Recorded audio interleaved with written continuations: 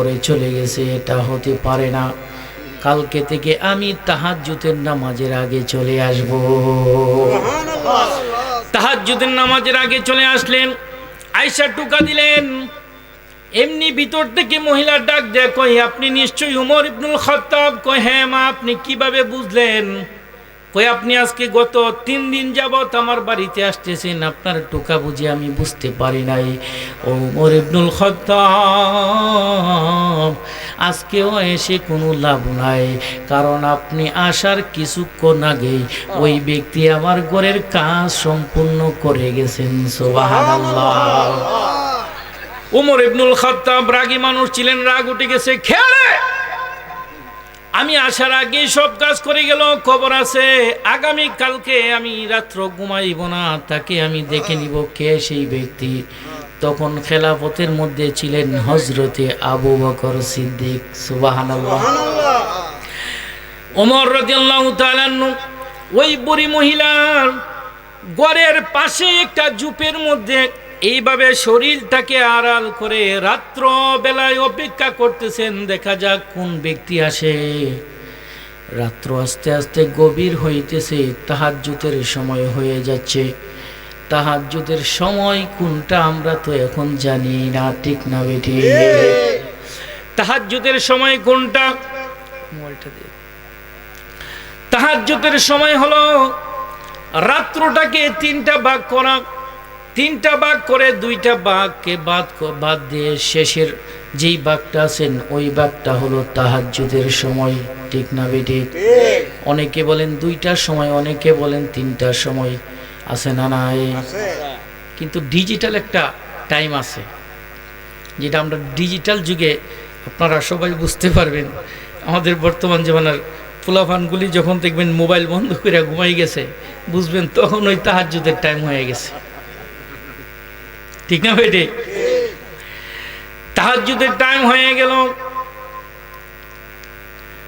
ওমর ইবনুল খাত্তাব দেখতেছেন কাপড় মুড়ি দিয়া কে যেন একটা লোক পা টিপ টিপ করে হাঁটতে হাঁটতে ওই বুড়ো মহিলার ঘরের দিকে আগাইতেছেন।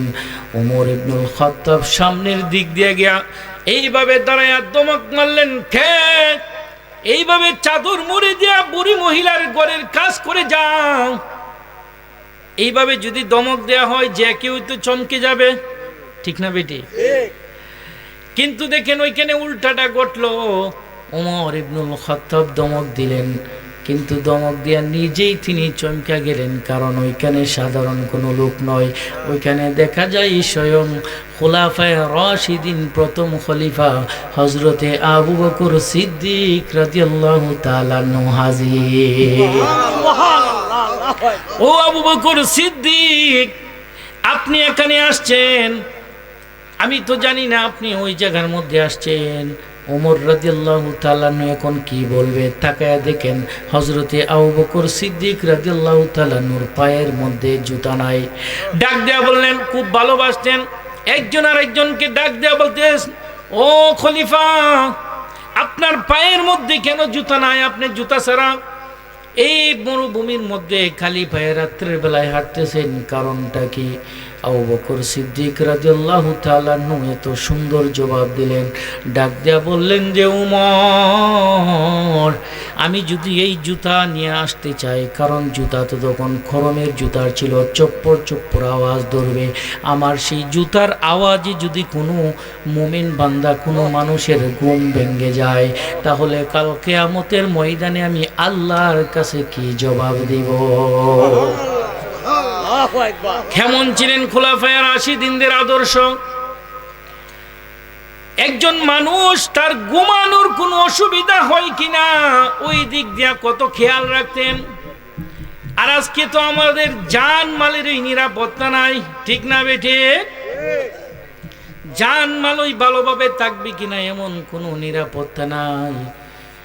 আবু বকর সিদ্দিক রাদিয়াল্লাহু তাআলা দিকে ওমর রাদিয়াল্লাহু তাআলা তাকাইলেন, তাকায়া ডাক দিয়া বললেন, ও আবু বকর সিদ্দিক, আপনি কেন এখানে এসেছেন? আমরা কি নাই? আপনি তো ওইখানে থাকার কথা, সারাদিন আপনি পরিশ্রম করেন, সমস্তটা দিন আপনি মানুষের বিচার আচার, মানুষের ভালো মন্দ নিয়ে চিন্তা ভাবনা করেন। আপনার তো একটু রেস্টের দরকার, আপনি এখানে কেন আসছেন?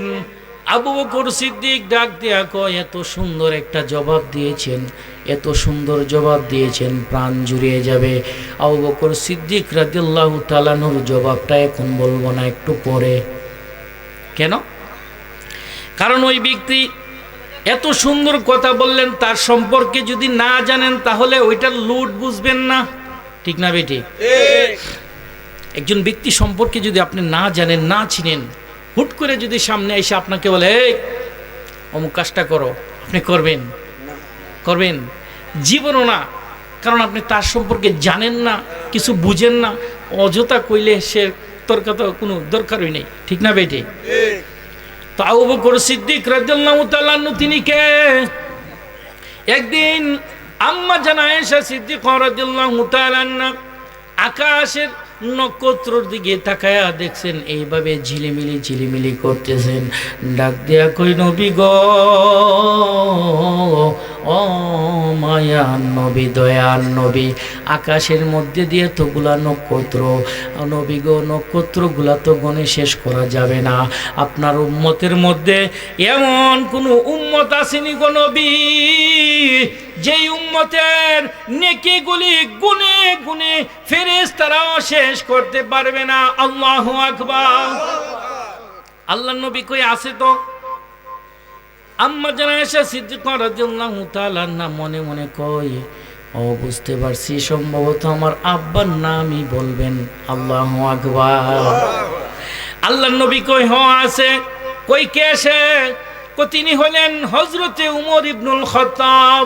আল্লাহু আকবার।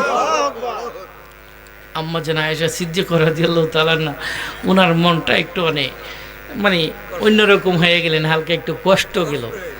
কিরে, আমার বাবার নাম বলছেন না, ভালো কথা, কিন্তু অন্য কেউ নাম বলতো, এমন একজনের নাম বলছে যে কিনা আমার সতীনের বাবা।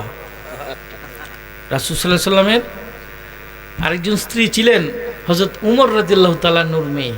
সুবহানাল্লাহ। তো রাসূল সাল্লাল্লাহু আলাইহি সাল্লাম তো বুঝতে পারলেন যে আম্মা জান আয়েশা সিদ্দিকার মনটা একটু ভারী হয়ে গেছে। আল্লাহ রাসূল বললেন, আয়েশা, তোমার মনটা ভারী হয়ে গেছে? তখন বললেন, মন তো ভিতরে থাকে, আপনি কিভাবে জানেন? আল্লাহ রাসূল মনের খবর জানে কি জানে না? আল্লাহ রাসূল সাল্লাল্লাহু আলাইহি সাল্লাম বলেন, ও আয়েশা, কি জন্য তোমার মনটা ভারী? এটাও আমি জানি তোমার বাবার নামটা কেন বললাম না, এই জন্য তোমার মনে একটু কষ্ট। ও আয়েশা, তুমি জানো না, আবু বকরের সাবজেক্টটাই তো আলাদা। সুবহানাল্লাহ। আবু বকরের সাবজেক্টটা আলাদা, ওইটার সাথে কোনো সামঞ্জস্য, ওইটার সাথে কারোর সামঞ্জস্য করা যাবে না, মিল দেওয়া যাবে না। তোমার বাবা আবু বকর সিদ্দিক রাদিয়াল্লাহু তাআলা নূর শুধুমাত্র 3 রাত্রের আমলের সমান, উমর কেন গোটা দুনিয়ার মানুষের নেক আমলও হবে না। খুশি না বেজার? আম্মা জান আয়েশা সিদ্দিকা রাদিয়াল্লাহু তাআলা আনহার মন খুশি। এই জন্য মাঝে মধ্যে হযরতে উমর রাদিয়াল্লাহু তাআলা আনহু আসতেন, ও আবু বকর সিদ্দিক, আপনার সেই 3 দিনের নেকটা আপনি আমাকে দিয়ে দেন, আর আমার সারা জীবনের নেকটা আপনি নিয়ে নেন। আবু বকর সিদ্দিক রাদিয়াল্লাহু তাআলা আনহু একটু সরল মনের মানুষ ছিলেন। তিনি বললেন, কি রে, 3 দিনের নেক নিয়ে তার সারা জীবনের নেক দিয়ে দিতে চাই, যাকে আল্লাহ বলেছেন, আল্লাহ রাসূল বলেছেন যে আমার পরে যদি কোনো নবী হতো, সেই নবী হয়ে যেত আমার উমর। সুবহানাল্লাহ। সেই উমর আইসা জিন্দেগীর সব নেকি আমারে দিয়া দিব মাত্র 3 রাত্রের 3 দিনের সেই আমল নিয়ে। এটার বিষয়টা কি রে? এই নেকির বিষয়টা কি? তখন উমরকে জিজ্ঞাসা করলো, উমর, এটার হাকিকতটা কি? আগে জিগাই লই। যতই সরল মানুষ আবু বকর সিদ্দিক রাদিয়াল্লাহু তাআলা আনহু যতই সরল হোক, কিন্তু চালাক তো বটেই, ঠিক না বেটি? অনেক সময় অনেক হুজুররা যদি আপনার একটু কথা কম কয়, তাহলে মনে করে যে হুজুরিটা ব্যাককল হয়ে গেছে, ঠিক না বেটি? কিন্তু আসলে হুজুররা তো ব্যাককল না, এরা আসলেই অনেক চালাক, ঠিক না বেটি? একজন মাওলানা সাহেবকে বিলে একদিন উনি এক জায়গায় হোটেলে বসে বসে আপনার খাবার খাইতেছে। খাবার খাওয়ার লাস্টে তিনি প্লেটটা ভালো করে চেটে চুটে খেয়ে আপনার হাড্ডিডারে ছাবাইতেছেন বসে বসে। তখন একজন টাইকুট পরনেওয়ালা একজন লোক আয়সা বলতেছেন, ছা নিয়া হাতে নিয়া, হুজুর আপনি যে এইভাবে চেটে চুটে খাইতেছেন, আবার ওইখানে এই হাড়গুলিও চাবাইতেছেন, আপনার বাড়ির কুকুরগুলা কি খায়? তো ভাবছিল যে হুজুরে আজকে একটু লজ্জা দিয়া দিব। তো হুজুরে উপস্থিত এক সুন্দর জবাব দিয়া দিছেন, কয় আমার বাড়ির কুকুরগুলা চা খায়। আমার বাড়ির কুকুরগুলা চা খায়। উপস্থিত একটা ঠেলা দিয়া দিছেন। এখন কি আর কোনো কথা কোয়ার চান্স আছে? চান্স নাই। তো আসলেই আবু বকর সিদ্দিক রাদিয়াল্লাহু তাআলা আনহু যদিও তিনি সরল মনের মানুষ, কিন্তু অত বোকা না। তিনি জিগাইতেছেন, ও উমর বিষয়টা কি? উমর রাদিয়াল্লাহু তাআলা আনহু কই, আমাকে আল্লাহ রাসূল বলছেন যে বাদা নবী, যদি আমার পরে কোনো নবী হইতো তাহলে পরে, আমার পরে যদি কোনো নবী হইতো তাহলে সে হইতো কে? উমর। আর আপনার বিষয়ে আল্লাহর রাসূল সাল্লাল্লাহু আলাইহি সাল্লাম, আপনি যখন মক্কা থেকে মদিনায় হিজরতের সময় রাসূল সাল্লাল্লাহু আলাইহি সাল্লামের সফর সঙ্গী ছিলেন। রাসূল সাল্লাল্লাহু আলাইহি সাল্লাম বলেছিল, ও আবু বকর, কোনো একদিন আমি মক্কা ছেড়ে মদিনায় যাব, হিজরতের সফর সঙ্গী তুমি হইবা। সুবহানাল্লাহ। আল্লাহ রাসূল সাল্লাল্লাহু আলাইহি সাল্লাম একদিন হুকুম পেয়ে গেলেন মক্কা থেকে মদিনায় যাবেন। আবু বকর সিদ্দিক রাদিয়াল্লাহু তাআলা আনহু ঘরের মধ্যে গিয়া টোকা দিলেন। আপনারা বিরক্ত হচ্ছেন না তো? ঘুরে ফিরে কিন্তু আবার জাগাতেই আসুন। কথাটা বুঝতে পারছেন? একটা উদাহরণ দিয়ে দিতে বুঝতে পারবেন। এক বন্ধু আরেক বন্ধুর বাড়িতে গেছে পরে এই বন্ধু কইতেছে, তুমি একটু বসো, আমি বাজার থেকে আসতেছি। কই যে তুমি বাজারে যাইবা, তোমার বাজারটা আমিও একটু দেখবো। আরে আমার বাজার দেখবা, ঠিক আছে আসো। তখন বাজারের মধ্যে গেছে, ধরেন না আপনারা ভৈরবের বাজারে গেছেন, একটু বড় বাজার না, তখন আপনি এই মাছ বাজারে গেছেন একবার, মাছ বাজার থেকে আবার শাক বাজারে, শাক বাজার থেকে আপনি আবার মুদির দোকানে গেলেন, অনেক দূর দূরান্ত না, তো অনেক জায়গায় হাঁটাহাঁটি করতেছে। তো বন্ধু করতেছে, কী রে তুই খালি এই দোকান থেকে এই দোকানে যাস, এই দোকান থেকে এই দোকানে যাস, তুই এত কিছু করস, দাম দর করস, কিনস না, এটার কারণটা কি? তখন এই বন্ধু তোর হেরে কইতেছে, আমি কিনি বা না কিনি এটা তো তোর দেহার বিষয় না, তোর দেহার বিষয় হচ্ছে তোর খাবার টেবিলে খাবার ঠিকঠাক আছে কি নাই, ঠিক না বেটি? তো আমিও এইদিকে যাবো সেই দিকে যাবো, আপনারা এইসব দেখার বিষয় না। আমি লাস্ট মুহূর্তে কই যাই, আপনাদের ফিনিশিংটা আমি দিতেছি কিনা এটা দেখবেন, ঠিক না বেটে? তো হযরত আবু বকর সিদ্দিক রাদিয়াল্লাহু তাআলা আনহু, আল্লাহ রাসূল সাল্লাল্লাহু আলাইহি সাল্লাম যখন অনুমতি পেয়ে গেলেন মক্কা থেকে মদিনায় হিজরত করবেন, আল্লাহর নবী চলে গেলেন। হযরত আবু বকর সিদ্দিক রাদিয়াল্লাহু তাআলা নূর দরজার মধ্যে গিয়ে টোকা দিলেন, আওয়াজ দিলেন। আওয়াজ দেওয়ার সাথে সাথে লাব্বাইক ইয়া রাসূলুল্লাহ, লাব্বাইক বলে সাথে সাথে দরজা খুলে দিলেন। আল্লাহর নবী সাল্লাল্লাহু আলাইহি সাল্লাম ডাক দেয়া কইরে, আবু বকর তুমি কি এখনো ঘুমাও নাই? তোমার চোখে কি ঘুম আসে নাই? আবু বকর সিদ্দিক ডাক দেয়া কই, নবী গো, ও মায়ার নবী, দয়ার নবী, আজকে কেন গো নবী? গত 6 মাস আগে আপনি বলেছিলেন আমি মক্কা ছেড়ে মদিনায় যাইব, সফর সঙ্গী তুমি আবু বকর হইবা। সেই দিন থেকে গো নবী আমি একদিনও আমি আবু বকরের পিঠটাকে বিছানার সাথে রাত্রের বেলায় লাগাই নাই। আল্লাহর নবী আবু বকর সিদ্দিক রাদিয়াল্লাহু তাআলা নূর ভালোবাসা দেখে জড়িয়ে ধরলেন, ও আবু বকর তাহলে কি রাত্রির বেলায় তুমি ঘুমাও নাই? আবু বকর বললেন, আমি ঘুমাইছি। কই কিভাবে ঘুমাইছো? কই আমার পিঠটাকে এইভাবে দরজার সাথে হেলান দিয়া ঘুমাইছি, কারণ আমার নবী কখন আইসা ডাক মাইরা দিব, আমার নবী একবারের বদলি 2 বার যাতে আমাকে ডাক দিতে না হয়, কারণ আমার নবী কি পিছনে তো কাফেররা ঘেরাও করে ফেলতে পারে। আবু বকর সিদ্দিক ডাক দেয়া কই, নবী এই জন্য আমার পিঠটা এইভাবে কেবর সাথে দরজার সাথে হেলান দিয়া রাখছি। আল্লাহ নবী সাল্লাল্লাহু আলাইহি সাল্লাম ডাক দিয়া কইরে, আবু বকর তাড়াতাড়ি চলো, আর সময় নাই, চলে যাইতে হবে। আবু বকর সিদ্দিক রাদিয়াল্লাহু তাআলা নবীর সাথে রওনা দিয়া দিলেন। অনেক লম্বা ঘটনা, সংক্ষিপ্তভাবে বলে দিচ্ছি। আল্লাহ নবী সাল্লাল্লাহু আলাইহি সাল্লাম মদিনার যে মরুভূমি দিয়ে যাচ্ছেন, মরুভূমির বালুগুলার মধ্যে পাড়া দিলে কাফিররা তাদের পায়ের ছাপ দেখে দেখে তালাশ করতে পারত। আল্লাহর নবী দেখা যায় এইভাবে বৃদ্ধাঙ্গুলি দিয়ে দিয়ে হাঁটতেছেন। আবু বকর সিদ্দিক ডাক দেয়া, কই নবী গো, ও মায়ার নবী, দয়ার নবী, আপনি এত কষ্ট করে করে কেন হাঁটতেছেন? আল্লাহর নবী ডাক দেয়া কই, রে আবু বকর, আপনি জানেন না মক্কা নগরীর কাফেররা কত চালাক, তারা তো বুঝে ফেলবে আমি নবী এই দিক দিয়ে গেছি, এই জন্য আমি বৃদ্ধাঙ্গুলির ছাপ দিয়া দিয়া হাঁটতেছি।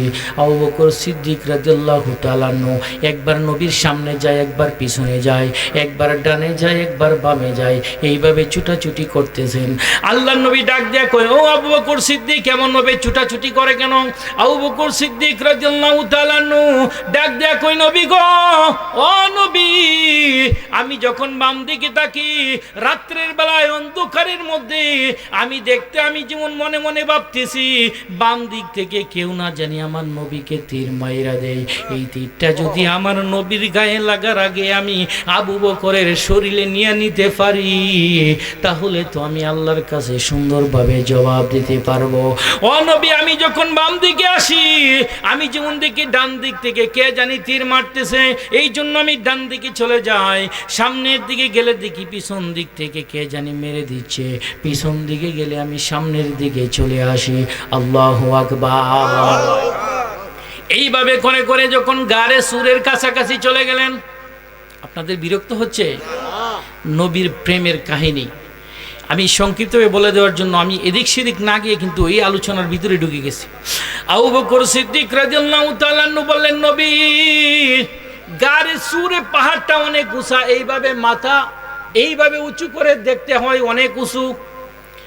ও নবী, আপনি তো অনেক ক্লান্ত, শান্ত শরীর নিয়ে আসছেন, নবী আপনি এত দূর উঠতে পারবেন না, আপনি আমার কাঁধের মধ্যে উঠে যান। নবীজিকে হযরতে আবু বকর সিদ্দিক কেমন ভালোবাসতেন, কাঁধের মধ্যে নিয়ে নিলেন, অনেক কাকুতি মিনতি করে কাঁধের মধ্যে নিয়ে গানে সুরের অক্ষরে চূড়ার মধ্যে উঠে গেলেন।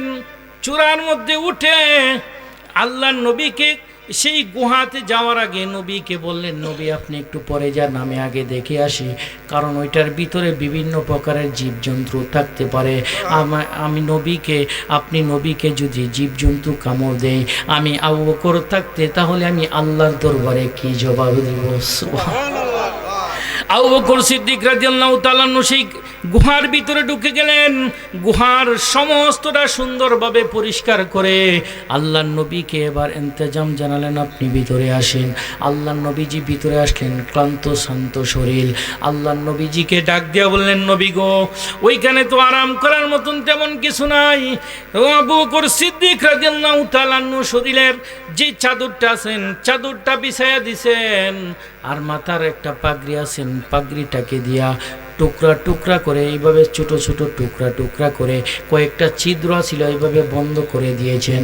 আর উরুটাকে রাসূল সাল্লাল্লাহু আলাইহি সাল্লামের জন্য বালিশ বানায়া পেতে দিয়া বললেন, নবী আপনি একটু আরাম করেন। সুবহানাল্লাহ। আরাম করার কথা ছিল কার? আবু বকর সিদ্দিক, ঠিক না বেটি? কারণ নবীকে সেই গানে সুরের চূড়ার মধ্যে কাদের করে নিয়ে আসছেন আবু বকর সিদ্দিক। আবু বকর সিদ্দিক রাদিয়াল্লাহু তাআলা নূর তিনি ছিলেন ক্লান্ত, কিন্তু ডাক দিয়া বললেন, নবী আপনি হইলেন ক্লান্ত, শান্ত শরীর, ও নবী আপনার একটু বিশ্রামের দরকার গো নবী। আপনাকে আমি আমার উরুটাকে পেতে দিলাম, আপনি আমার উরুর মধ্যে একটু সুন্দর করে আরাম করে নেন। সুবহানাল্লাহ। আবু বকর সিদ্দিক রাদিয়াল্লাহু তাআলা এইভাবে নবীজিকে যখন উরু মুবারক পেতে দিলেন, নবী ঘুমিয়ে গেলেন। ওই দিক দিয়ে একটা সাপ অনেক দিন যাবৎ সেই গুহার মধ্যে বসে আছেন। আল্লাহু আকবার। নবী শুধু খালি মানুষের নবীও নয়, নবী শুধু খালি জিনের নবী নয়, নবী হইলেন কুল কায়নাতের নবী, ঠিক না বেটি? ওই সাপটা একজন পাদ্রীর কাছ থেকে শুনছিল 100 বছর আগে, 100 বছর আগে শুনছিলেন আল্লাহর নবী মক্কা থেকে হিজরত করে মদিনায় যাওয়ার পথে সেই গারে সুরার মধ্যে আশ্রয় গ্রহণ করবেন। এর থেকে ওই সাপটা এই গুহার মধ্যে 100 বছর যাবৎ ওইখানে অপেক্ষা করতেছেন, কিন্তু দেখেন কোনো জায়গা দিয়ে আর রাস্তা পাওয়া যায় না, সব জায়গায় বন্ধ, সব জায়গায় বন্ধ। একটা ছিদ্র আর বন্ধ করতে পারলো না। ওই জায়গার মধ্যে আবু বকর সিদ্দিক রাদিয়াল্লাহু তাআলা নূর পায়ের মুড়াটা দিয়ে এইভাবে চাপ দিয়া ধরে রাখছেন, সাপটাই সার কোনো জায়গায় দিয়া যখন রাস্তা পায় না, আবু বকর সিদ্দিক রাদিয়াল্লাহু তাআলা নূর মুড়ার মধ্যে এইভাবে 2-3 বার মাথা দিয়া ঠেলা দিলেন। আবু বকর সিদ্দিক রাদিয়াল্লাহু তাআলা নূর কই হাইরে, নিশ্চয় ওই জায়গার মধ্যে কোনো জীবজন্তু আছে, এই জন্য ঠেলতেছেন। আচ্ছা বলেন তো, জান যাইতে পারে তারপরও কি সেটা সরাইবে নাকি? সরাইবে না। কেমন ভালোবাসে, কেমন আশিক রাসূল, জান যাক কোনো অসুবিধা নাই, তারপরও সেই জীবজন্তুকে বাহির করার মতন সিস্টেম আমি করে দিব না। ওই সাপ না পেরে লাস্ট মুহূর্তে আবু বকর সিদ্দিক রাদিয়াল্লাহু তাআলা নুকে একটু ছোবল মেরে দিলেন। আবু বকর সিদ্দিক রাদিয়াল্লাহু তাআলা নু যখন নাকি সেই বিষের আঘাতে জর্জরিত হয়ে গেল, চেহারাটা কালো হয়ে গেল, চোখের অজান্তে চোখ দিয়ে এক ফোঁটা পানি নবীজির চেহারা মুবারকের মধ্যে পড়ে গেছেন। আল্লাহর নবী সাল্লাল্লাহু আলাইহি সাল্লাম চেতন পেয়ে ডাক দিয়ে বলতেছেন, ও আবু বকর সিদ্দিক, আপনার চেহারার এই অবস্থা কেন, কি হয়েছে? আবু বকর সিদ্দিক কই, নবী ওই সাপটা আমাকে দংশন করেছে, আমাকে ডাক দিলা না কেন? আল্লাহু আকবার। আবু বকর সিদ্দিক ডাক দেয়া কই, নবী আপনি এত সুন্দর করে আরাম করে আপনি ঘুম দিচ্ছেন, আপনাকে আমি কিভাবে ডাক দেই? আল্লাহু আকবার। যেই জায়গায় জিব্রাইল আমিন নবীকে ঘুমন্ত অবস্থায় ডাক দিতে চাই না, আমি আবু বকর কেমনে ডাক দিব গো নবী? আমার নবী ডাক দেয়া কই, আবু বকর কি জন্য তোমার এখন এমন, তোমার কি এখন ব্যথা হচ্ছে নাকি? আবু বকর কই, ইয়া রাসূলুল্লাহ ব্যথা হচ্ছে। আল্লাহ নবী সাল্লাল্লাহু আলাইহি সাল্লাম একটু থুতু মুবারক লইয়া আবু বকর সিদ্দিক রাদিয়াল্লাহু তাআলা নূর সেই ধ্বংসকৃত জায়গার মধ্যে লাগায়া দিছেন। সুবহানাল্লাহ। লাগায়া দিতে দেরি রে বাবা, আবু বকর সিদ্দিক রাদিয়াল্লাহু তাআলা নূর সমস্ত শরীর সুস্থ হইতে দেরি হয় না। এই জন্যই নোয়াখালীর একজন বলছেন, আবু বকরকে সাপে কাইটা ধ্বংস করিল, আঙ্গুনবীর তুতু লাইগা ভালো হয়ে গেল। সুবহানাল্লাহ। সেই যুগে কি উজা বাদ্যা তখন ছিল নি, বিজ্ঞানীদের বিজ্ঞানী আঙ্গু নবীজি, বিজ্ঞানীদের বিজ্ঞানী আঙ্গু নবীজি। সুবহানাল্লাহ। বিজ্ঞানীদের বিজ্ঞানী। সুবহানাল্লাহ। আবু বকর সিদ্দিক রাদিয়াল্লাহু তাআলা এই জায়গার মধ্যে এত সুন্দরভাবে বসে আছেন, কিছুক্ষণ পরে দেখা যায় ওই গাড়ে সুরের উপরেও কাফেররা এসে চলাফেরা করতেছেন, চতুর্দিক দিয়ে ঘোরাফেরা করতেছেন। আবু বকর সিদ্দিক রাদিয়াল্লাহু তাআলা একটু ভয় পেয়ে গেলেন, ডাক দিয়া কই, নবী গো,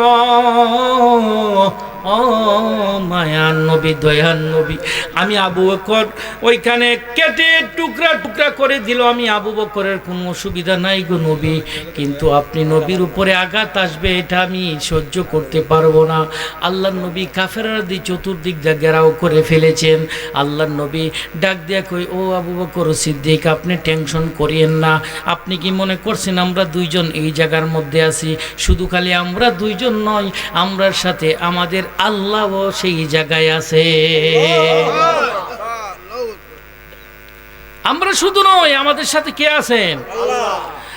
ফাইন আমিনু বিমিসলি মা আমানতুম বিহি ফাকাদ ইহতাদাউ ইদহুমা ফিল গার ইয ইয়াকুলু লিসাহিবিহি, ও আমার সাহাবী, ও আমার সাথী, লা তাহজান ইন্নাল্লাহা মা'ানা।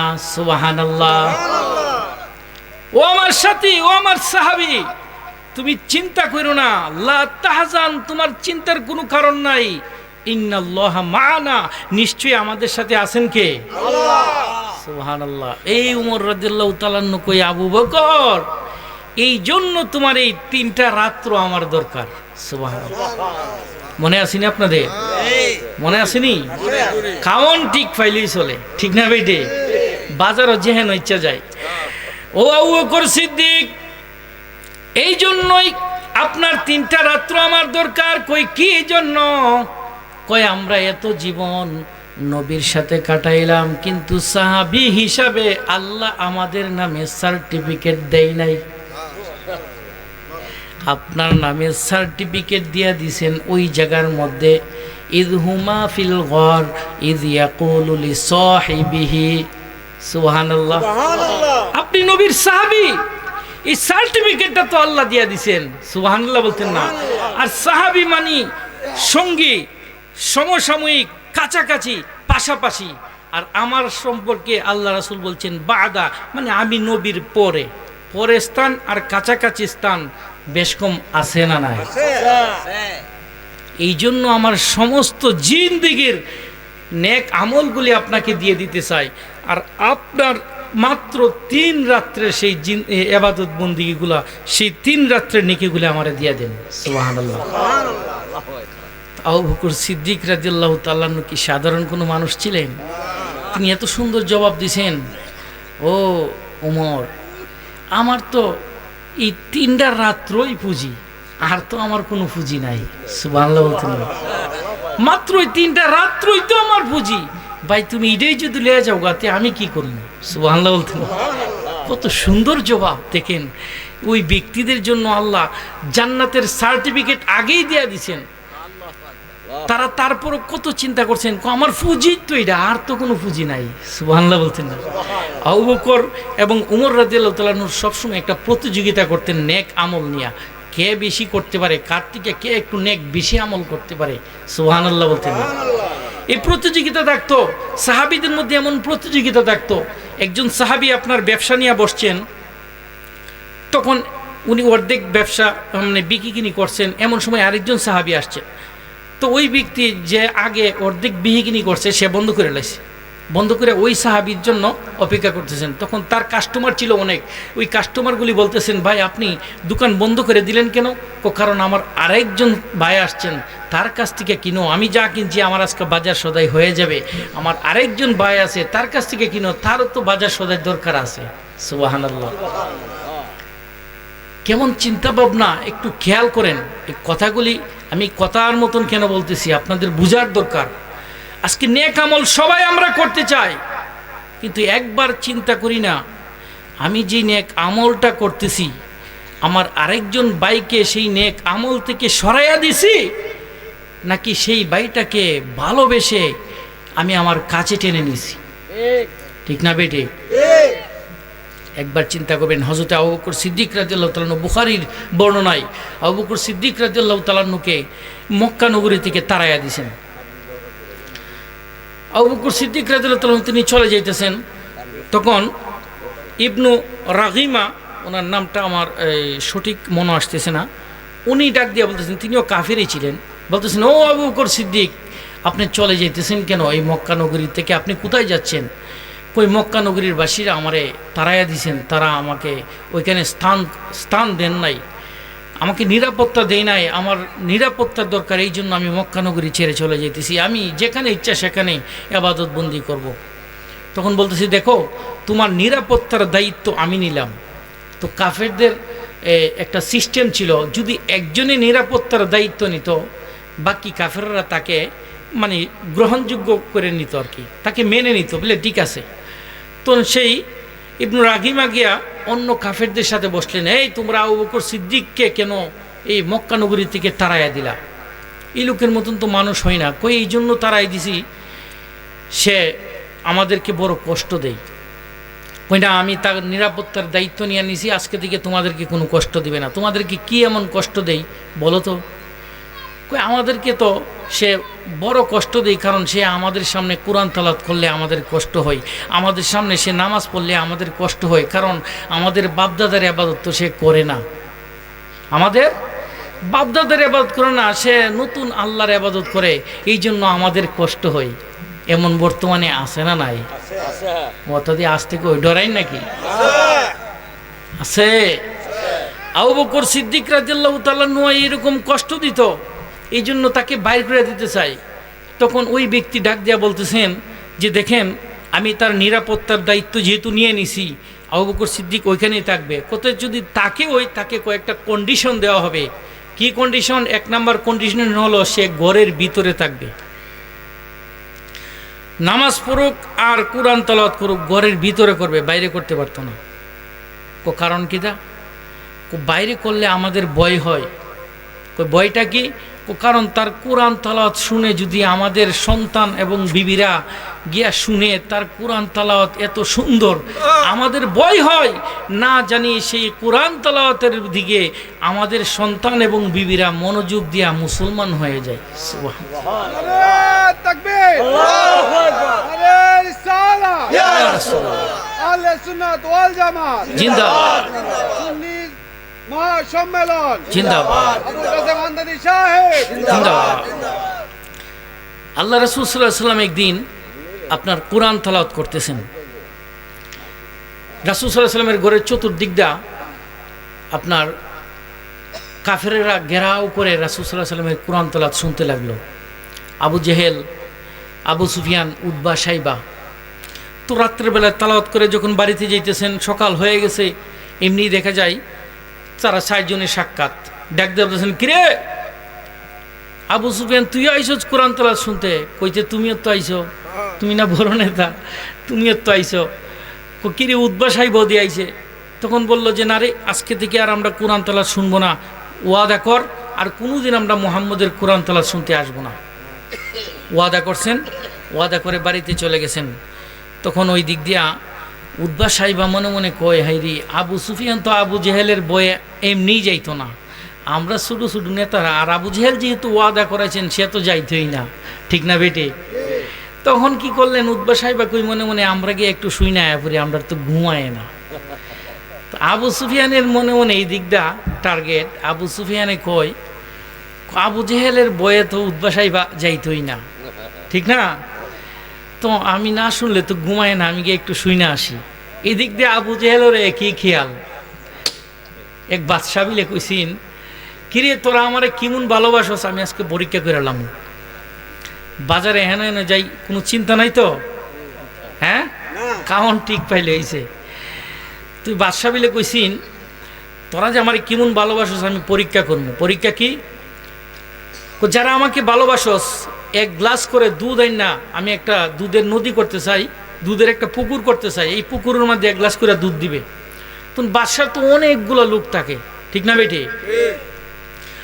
তো যদি 1 গ্লাস করে দুধ দেয় তো বিশাল বড় পুকুর বেড়ে যাবো গা। তখন প্রত্যেকের মনে একই চিন্তা, কহাইরি বাদশার তো অনেকগুলি মানুষ আছে, সবাই দুধ নিব, আমি 1 গ্লাস পানি নিলে অসুবিধা কি, ঠিক না? সবার মনে এই চিন্তা। সকালবেলায় আবার সাথে যে সব খালি ফানি হই, সবার কি ফানি হই, কেমন ভালোবাসে এটা বাদশা বুঝা লাইছে। তো আবু সুফিয়ান, উতবা, সাইবা এদের মনেও একই জল্পনা কল্পনা। আয়সা দেখতেছেন তারা এক একজনে এক একটা পজিশন নিয়ে 4 কোণায় বসে গেছেন। আল্লাহ রাসূল সাল্লাল্লাহু আলাইহি ওয়াসাল্লাম একদিকে কোরআন তেলাওয়াত করতেছেন, বিসমিল্লাহির রহমানির রহিম, والعاديات ضبحا فالموريات قدحا فالمغيرات صبحا فالموريات قدحا। রাসূল সাল্লাল্লাহু আলাইহি ওয়াসাল্লামের তেলাওয়াত তো অনেক সুন্দর, আমার খুব খারাপ লাগছে তেলাওয়াতটা আসলে করতে পারতেছি না। রাসূল সাল্লাল্লাহু আলাইহি ওয়াসাল্লাম যার উপরে কোরআন নাজিল হয়েছেন তার তেলাওয়াত তো অনেক সুন্দর, ঠিক না বেটি? বিসমিল্লাহির রহমানির রহিম, ওয়াল আদিয়াতি দবহান ফাল মুরিয়াতি কদহান ফাল মুগীরাতি সুবহান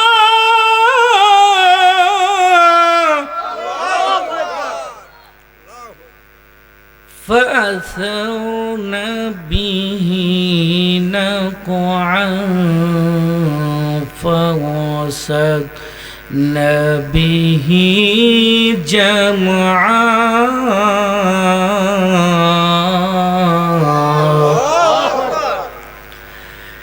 إن الإنسان لربه لكنود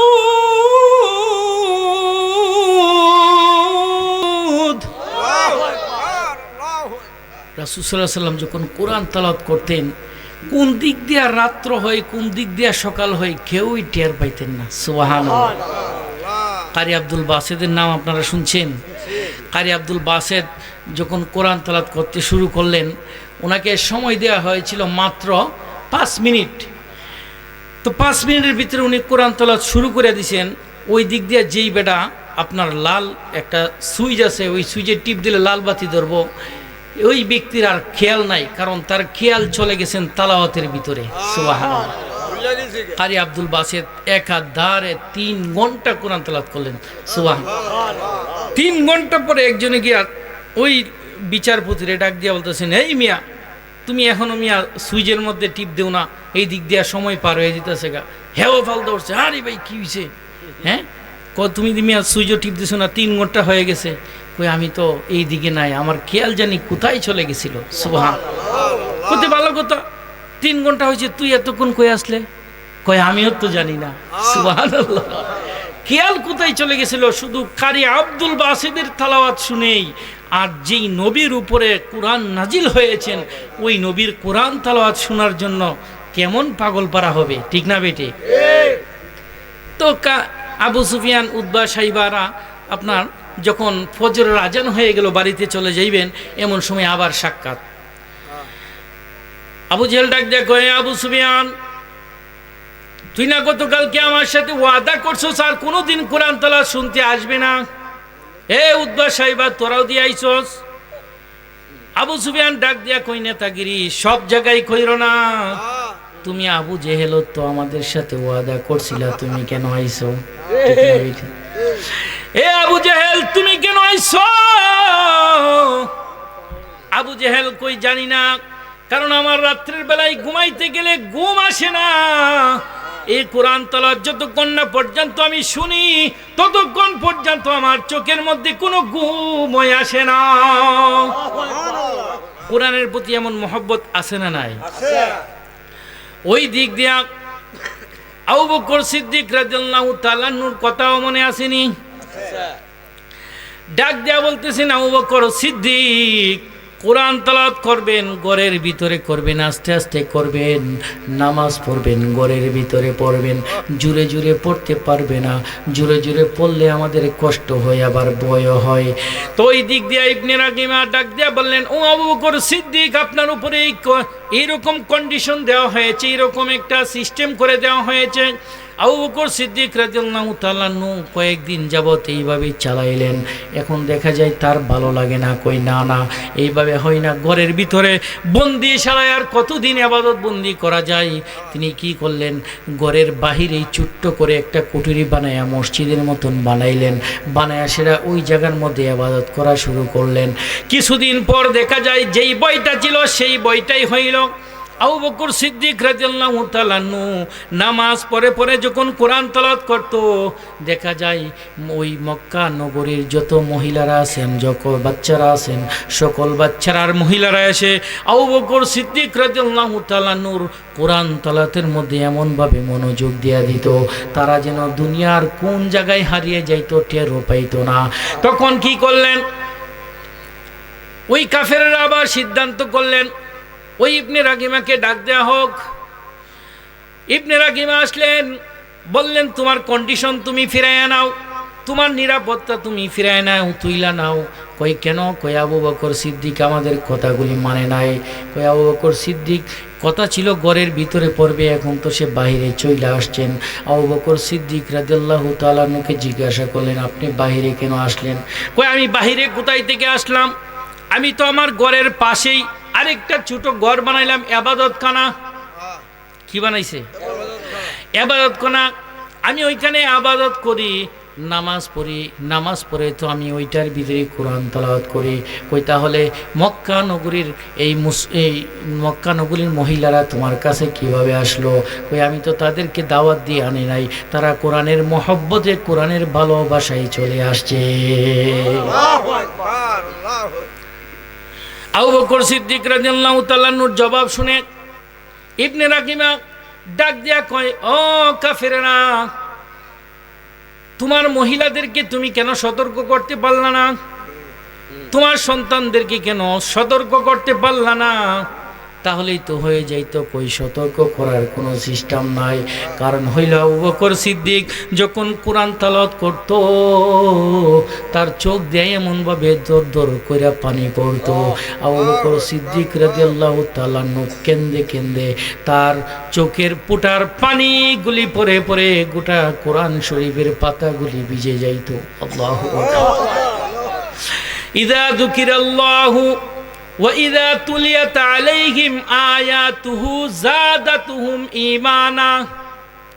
কুরআন তেলাওয়াত যারা করে, কুরআন তেলাওয়াত যারা শুনে, আল্লাহ পাক রব্বুল আলামিন বলেন, ইযা তুলিয়াত আলাইহিম আয়াতুহু যাদাতুহুম ঈমানা, তাদের ঈমানগুলি বেড়ে যায়। তাদের ঈমানগুলি শুধু খালি বেড়ে যায় না, তাদের অন্তরটা কন্দনরত হয়ে যায়, কান্নারত হয়ে যায়। সুবহানাল্লাহ। ওই যে দেখেন আমি কোরআনের আয়াত পড়েছিলাম, ইয়া আইয়ুহাল্লাযীনা আমানু তাকুল্লাহ ওয়াল তানজুর নাফসুম মা কদ্দামাত লিগাদিন ওয়াত্তাকুল্লাহ। এখানে বলা হয়েছে, হে ঈমানদারগণ, আল্লাহকে ভয় করো, আল্লাহকে ভয় করো, আল্লাহকে ভয় করো। আবার বলা হয়েছে ওয়াল তানজুর নাফসুম মা কদ্দামাত লিগাদিন ওয়াত্তাকুল্লাহ। আল্লাহর কাছে তুমি কি এমন নেক আমল নিয়ে যাইবা, তোমার সেই নেক আমলটা কি পর্যায়ে আছে, এইগুলা নিয়ে একটু চিন্তা করো। আজকে নেক আমল করার জন্য আমরা সবাই প্রতিযোগিতায় আছি না নাই? কেমন নেক আমল? একজনকে ফারাদা দুইরা তার গাড়ে ওইটা নামাজ পড়ার, ঠিক না বেটি? কথা কই না রে, ডরাই। এই নামাজের কোনো কাজ হবে? কাজ হবে? তাদের সাহাবীদের কেমন চিন্তা ভাবনা, আমার আরেকজন বাহিনী কষ্ট পায়, ঠিক না বেটি? সাহাবীদের চিন্তা ভাবনা কেমন, আর আপনার চিন্তা ভাবনা কেমন? একবার চিন্তা করে দেখেন। আমি যে আরেকজন ভাইকে কষ্ট দিচ্ছি, আমি কাউকে মেনশন করি না, আপনাদেরকেও বলতেছি, আপনাদের মধ্যে যদি এমন খাসালত থাকে, পরিবর্তন করে নেবেন। আপনার খুশি করব কাকে? আল্লাহকে। আল্লাহকে খুশি করলে রাসূলের দরকার আছে না নাই? রাসূলকে যে আমরা ভালোবাসি, দাঁড়ায়া সালাম দেই, এটা মহব্বতে আমাদের, আমার কবর আছে, ঠিক না বেটি? কথা দিছি, এই জন্য খাওয়ানোর মধ্যে নিয়ে যাই। আবু বকর সিদ্দিক রাদিয়াল্লাহু তাআলা আনহু, আমি সরাসরি এখানে চলে যাই। আবু বকর সিদ্দিক রাদিয়াল্লাহু তাআলা আনহু কত সুন্দর জবাব দিয়েছিলেন ওমর রাদিয়াল্লাহু তাআলা আনহুকে, ও ওমর, শুধু খালি তোমরাই জান্নাতের জন্য নেক কামাই করবা, আমাকে কি একটু সুযোগ দিতে না করার জন্য? সুবহানাল্লাহ বলতেন না? কত সুন্দর কথা।